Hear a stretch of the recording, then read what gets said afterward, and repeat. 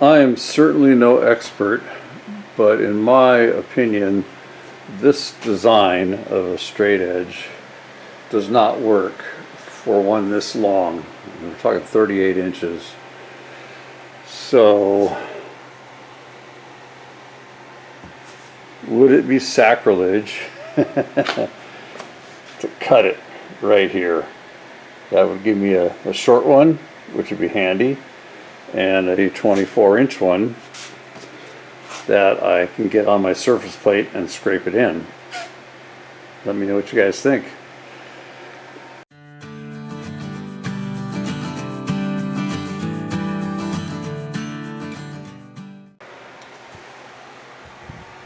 Well, that's it. I just did one pass in each direction, and then I did recheck it again. I had just like two little tiny high points, nothing really to worry about.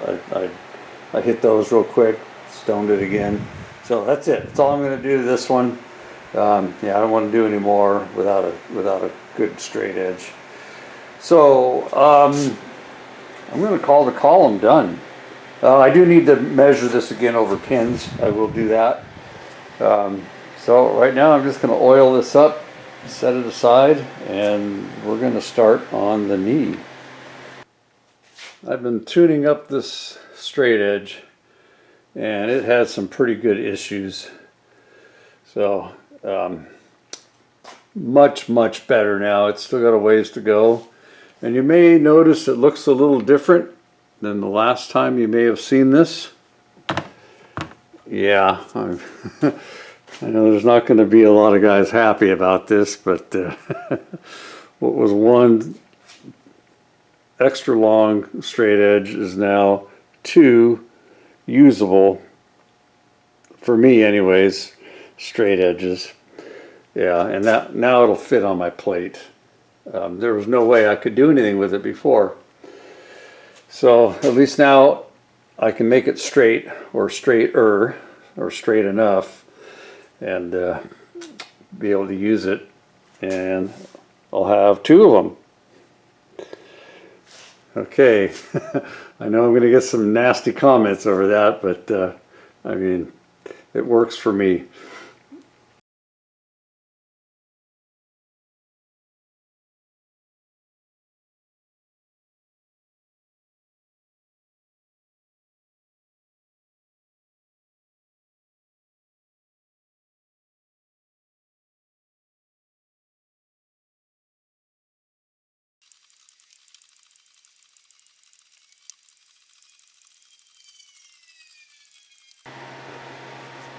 Okay, well, it's not perfect, but it's good enough for what we got to do for now.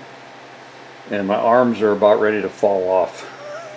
So I'm going to call it good for now, so we can get back onto the mill. Here's how the other side looks. I just rechecked it, and it's stayed basically the same. I was worried that it may move a little bit after scraping the other side, but it's doing fine. This end down here is not printing, so but for now I'm gonna have to completely redo this or do more to it at some point. But for now I've got enough surface area, enough length. As long as I don't use this end, it's gonna be fine.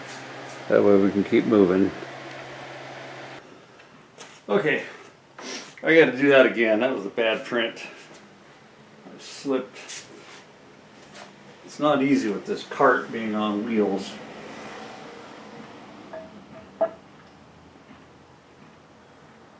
There we go. Okay, much better.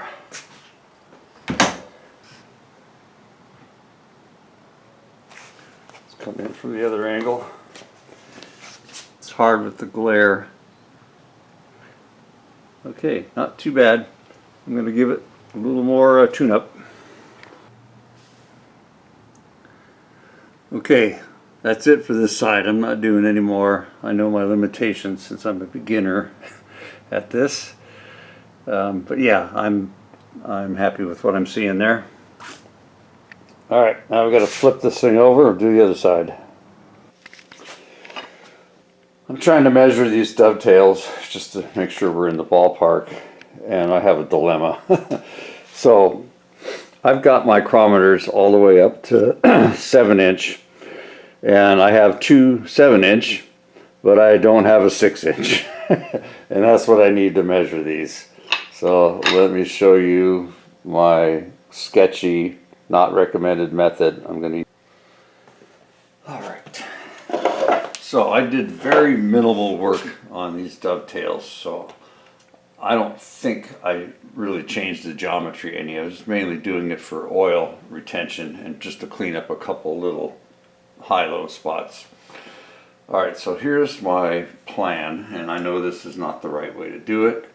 So I've got a couple parallels here just for a spacer, and I'm lining them up with a square. I got a gauge pin on each side, and what I'm doing is I'm taking my calipers and I'm lining them up. I'm just doing it visually. I'm just using the holes, trying to make everything look even. Holding down on the bar here, and I can feel that it's square to the parallels. And we're all the way over on this side.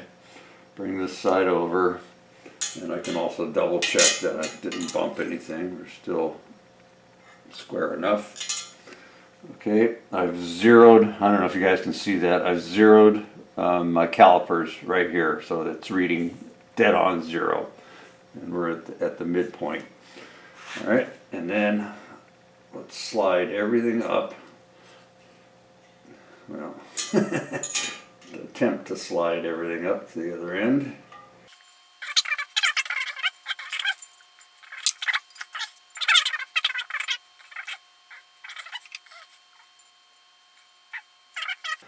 Negative half a thou. Okay, so negative 5/10 of a thou.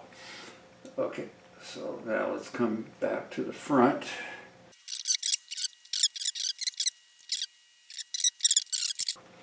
Okay, this is plus 1 thou. Okay, so that was negative half, 0, plus 1. For me, I'm good with that, okay? So, especially with this janky measurement system I'm using here. I just ordered a 5-inch to 6-inch mic, and I ordered this style with the open truss. I like the design of these. There's a ton of them on eBay right now, so got a pretty good deal. I ordered a NSK, and it's a vintage this style with veneer also. So hopefully I'll be better prepared in the future. I'm getting ready to start on the knee. Probably the first thing I'm going to do is put it on the column and check it for squareness. But just looking at all the surfaces, I mean, there's no visual sign of any wear at all. So my plan or intent is just to scrape for oil retention only, just one pass in each direction. It's kind of interesting, the gib. It's a steel gib, and it's done on the planer. You can still see the planer marks. Same thing with the everything on the knee here was done on a planer, except for up here. So I believe the intended way you're supposed to operate this machine is once you've set your height with the knee, you always lock it, because there's really no way to set clearance with this type of a gib. And if you look at the way it bolts up, you got 3 bolts. I won't put them all in, just you get the idea though.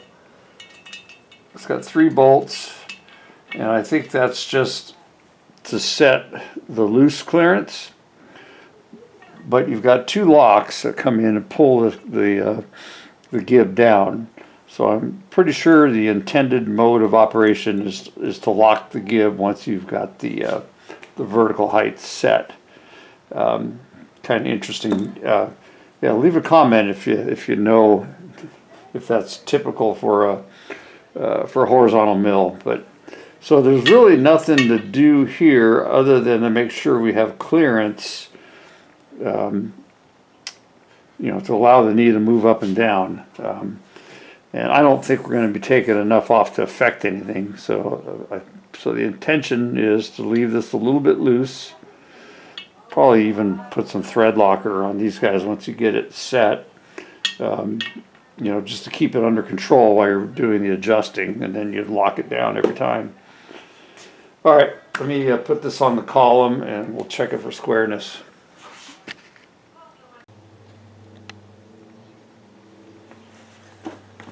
Okay,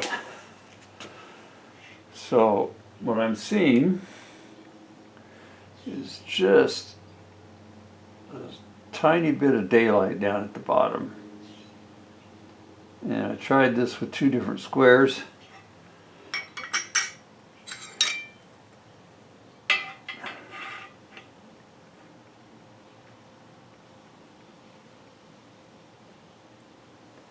There you go. But I think I read somewhere that on a knee, you actually want it just slightly tilted in so that when it's got a load on it, it kind of straightens out. Sounds good to me. Let's slide it forward here and see how far we can come and still get our square in here. Let's check another spot. Can you guys still see?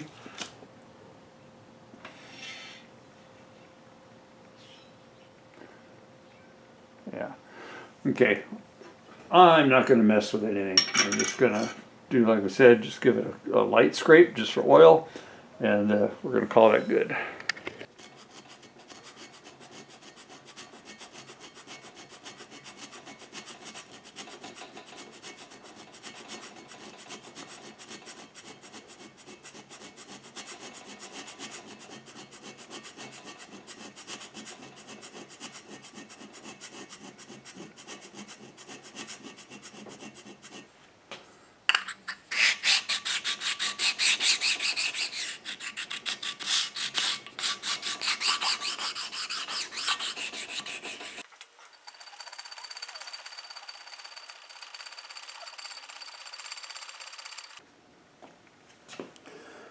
And we're just going to see if we ended up with any high spots.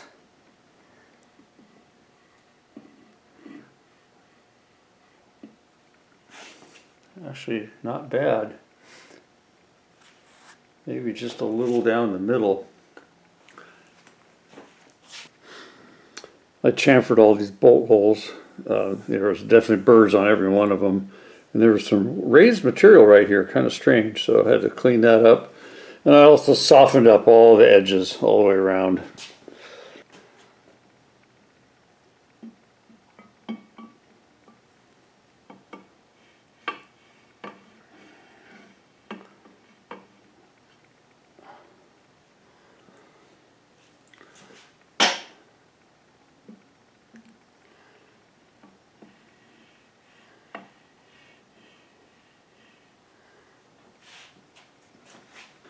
Okay, I kind of tipped that a little bit on this first one, so this edge here is no good. But yeah. Okay, so we're a little high in the middle. If anything, we wanted to be high on the outside edges. All right, maybe give it a preliminary scrape. And then, yeah, we still got this little weird high spot there. I don't know if this is a good plan or a bad plan, but it's the plan. So we're high in the middle area here anyways, and it seems logical to me that I want to have this relieved a little bit. I mean, you know, just a few tenths. So I'm going to do an initial scrape in the areas that I've got marked out here. Probably do one pass in each direction, and then we'll do a full scrape and see what we have. First pass. Okay, that's two passes over the center area, And I've just stoned it, and now I'm going to do 2 passes over the entire surface. Okay, hopefully that will do it. Let me take a print and see if we got any high spots to deal with. Well, looks like we've got a little more work to do. And at some point I'm going to compare it to the column as well. Alright guys, I have reached my comfort level versus skill level threshold. I'm gonna just quit right here. It's got to be better than what we started with, although it's not perfect, but I'm not comfortable going farther. I am going to print it to the column. I want to see how it matches up to the column.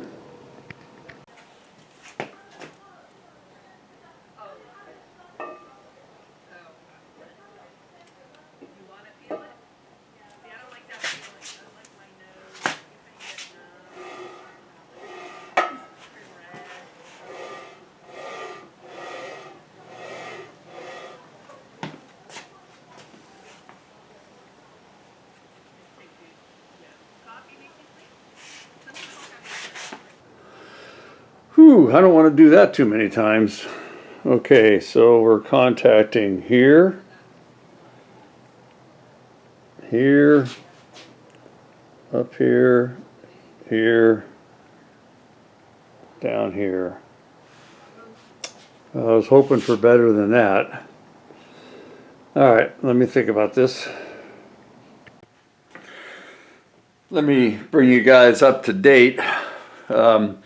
So what we discovered or found is that these 2 surfaces were not coplanar. They were actually tilted, kind of like that, okay? So I've been working on it. I've probably made 20 on and off prints and adjustments. So now we've got good contact in here. I don't know how well it's showing up. And pretty good contact over here. We still have clearance in the center areas. This is looking pretty good over here as well as over here. I may hit it a couple more times lightly just to try to improve it just slightly more. I also, on this last print, I blued up our dovetail, so let me bring you guys in and show you what we got going on there. We got some work to do. So we're hitting heavy on the bottom of the dovetail here. So I'm going to hit that at the same time.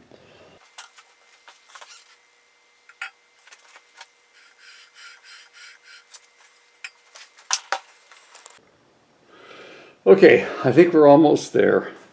I don't want to overdo this with my skill level. I think I'm just going to take a light scrape right up in here. But the dovetail is looking much, much better, at least in my opinion. And hopefully 1 or 2 more prints and we'll have it. I did run a hacksaw blade through the relief groove at the bottom just to open that up a little bit. It didn't look like we were hitting, but I just wanted to make sure we had plenty of clearance. Alright, I'm calling this good enough. Still not real good on the dovetail, but it does have contact all the way along. A little heavier on the top. But I think we'll work on the gib and maybe we'll address the 2 together. So let's move on to that. I want to see what kind of contact we're getting before we do anything to the gib. I did chamfer these corners. They were sharp as a knife, so I just cleaned those up a little bit. Alright, so.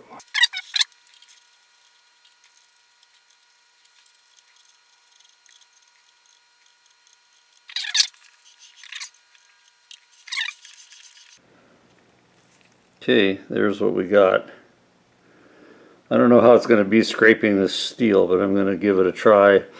And I'm just going to go along this top edge first and then we'll repeat this process a couple times. Well, I would have bet the farm that this key was steel, but after doing this little bit of scraping, it's cast. Yeah. How about that? Okay, I think this is print number 4. So we're looking a lot better. We're more centralized. So what I'm going to do now, I'm just going to give it a light scrape all the way across, probably both directions, and then we'll do another print. Just a little heavy on my ink application. But it's pretty obvious we're not hitting it all on this bottom edge. So I'm going to just go through this blue area, probably maybe 2 light passes. So no matter what I do, it keeps printing toward the top edge of our gib. Hopefully you guys can see that. I try to get a different light angle on it here. And I think what I've figured out is that because the bolts are off center, and when this gets pulled up against the dovetail, it's twisting the whole thing like that. Okay, so the only way to fix that would be to come in here, drill and tap some gib adjusting screws. And if this was a working surface, I would definitely do that. But this is more of a static surface, because once you set the height of the knee, you're going to lock it down. You're going to lock it down by drawing this gib tighter with the 2 locking bolts that go in here. So I think I'm just going to leave it for now. I can always come back, before we do the final assembly, and drill and tap for some adjusting screws here. But we got a lot of other work to do. So I think I'm going to put that on the back burner for now, or the no burner. We'll see what happens. But I'm pretty happy with the results I'm getting right now on the gib. So I'm going to call it good. For now anyways. Let me know what you guys think in the comments. As we were working on the gib, of course, this continued to print because we still had some ink on the face and on the other dovetail. And I'm really happy with what I'm seeing here. Looks like we're getting good contact. Getting ready to start on the underside of the saddle that mates to the top side of the knee. I went around and I chamfered all these holes and softened up all these edges, and I've stoned everything, wiped everything down, cleaned everything. What I'm going to do this time, I'm going to do an initial blue up just to see what it looks like, what we're starting with. So, not bad. We got really good contact. Oops, there we go. We got full contact through this whole area here. One little spot here, nothing back here. Then this side, we've got a nice contact patch here and here, a little bit in this area. And then it's real hard to see the dovetail. But we did get some in the center. About a 2-inch strip in the center there. So that's not bad. So I'm going to try to do the minimal. I don't want to overdo it. So that's the plan for now.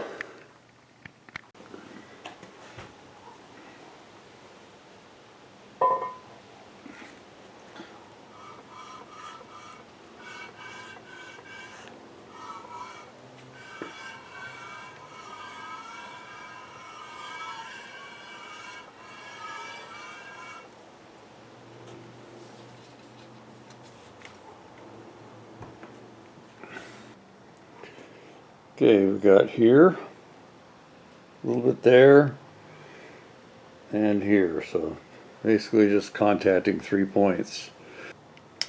This is the third print. I put a little more ink on the surface plate, so it's a little heavier, but at least it's showing me, giving me a better idea what we got going. I'm using some cheater lines. This is going to be a very visual or visible part of the machine, so I'm going to try to keep the pattern as looking as nice as possible. We're getting more contact areas and they're moving around a bit, so I think I'm going to just go ahead and ignore the print and just do a full pattern, and then we'll print it again. Alright, I'm going to call this surface done. It's printing a little heavy. Oop, there we go. It's printing a little heavy over here, but I think, and it's been doing that consistently, but I think it's the way I'm setting it on the plate or the way I'm rolling out the ink. So I'm going to leave it where it is right now. I think it's good enough. This video is getting really long, but I do need to do some alignment checks. So I'll either show that in the next video, or I may not show it at all. Might just do it off camera. So I've been trying to think about how to check the alignment of the saddle, and we do need to recheck the knee also. So since we've scraped in the back of the knee and the top of the knee, I need to put that back on the column, check this for squareness, and I'm pretty confident that's going to be fine. I don't have any way to check this alignment to see if the knee is perpendicular to the spindle shaft. That would be quite a process to check. I'd have to build some kind of a contraption, and guys, I don't think it's worth it on a small mill like this. I'm going to go on faith that the back of the column is aligned to the spindle. I mean, we haven't run into any wear to speak of at all on this machine, so you know, I'm going to say that that's probably fine. Okay. Now for the saddle, I've been thinking about this. So we know that this back surface is aligned to the column. So I'm thinking that I can just take a straight edge, not a straight edge, but a parallel. I'm not sure how I'm going to hold this yet. I can hold the straight edge back here, parallel back here, and I can come in, I can measure these distances here with just a depth mic or a, yeah, I'll probably just use a depth mic. I could use the inside mic. So as long as those check out, then I can grab a couple pins and check our dovetails in comparison to this back machined edge.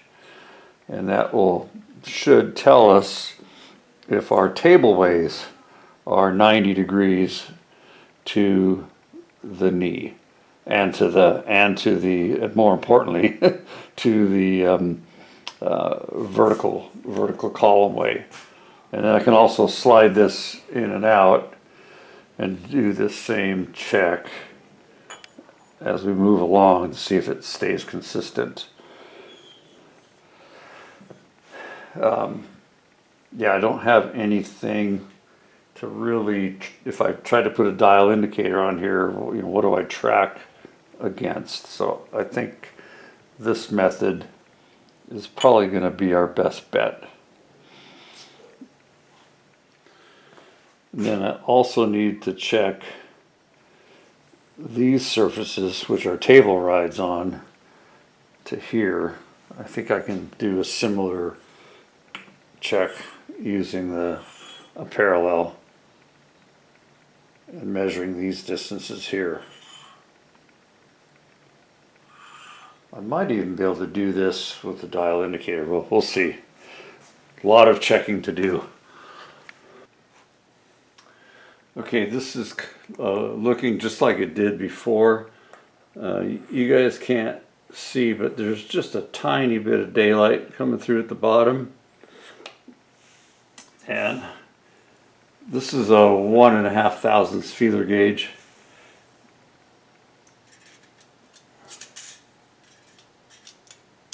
I can force it in, but it doesn't want to go in on its own. So it's probably maybe a thou.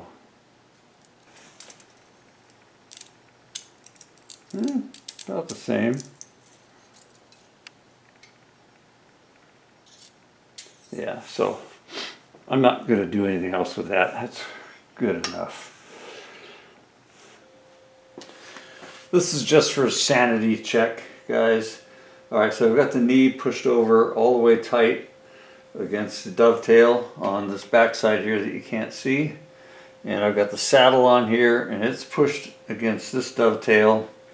And I've got that machine surface on the saddle is against our column way here. So I'm just going around with a 1.5 thousandths feeler gauge just to see. It goes in just a little bit there and less here. Okay, and then on this one,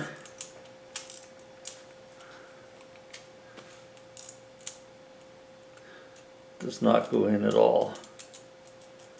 Okay, and then I check the dovetail. Let me make sure it's tight against it. Okay. Okay, that will slip in. It's pretty snug. Try the back side here. Okay, the back side does not slip in. And further down, does not go in either. Yeah, okay, so all along the back edge it does not go in, except right at the top here it just barely will start. Okay, so we're pretty dang close, and like I say, this is just a sanity check just to see if we have anything really weird going on. And then while everything's up snug and tight here, let's go this way.